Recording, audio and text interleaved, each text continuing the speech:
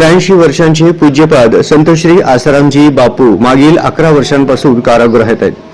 अद्यापही त्यांची सुटका झालेली नाही. ज्यांनी लाखो धर्मांतरितांना हिंदू धर्मात परत आणले, गेल्या 50 वर्षांपासून ज्यांनी समाजातील मागासलेल्या आणि गरजू घटकांच्या उत्थानासाठी कठोर सेवा केली, अशा बापूंनी इतकी वर्षे कारावास भोगणे कितपत योग्य आहे?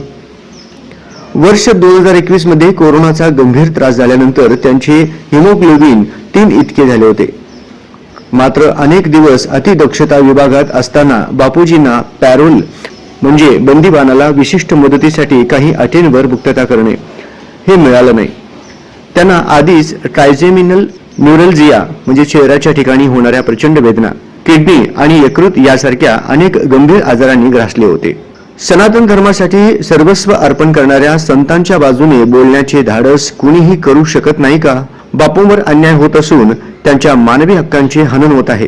अशा स्थितीत सामान्य जनता, हिंदू समाज आणि त्यांचे भक्त यांची न्याय व्यवस्थेकडे एकच मागणी आहे की त्यांचे वय, प्रकृती आणि सामाजिक कार्य यांचा विचार करून त्यांना तत्परतेने जामीन किंवा पॅरोल मिळावा, तसेच आवश्यक उपचार उपलब्ध करून दिले जावेत, अशी मागणी पूज्यपाद संत श्री आसारामजी बापूंच्या भक्तांनी दिलेल्या प्रसिद्धी पत्रकात म्हटली आहे.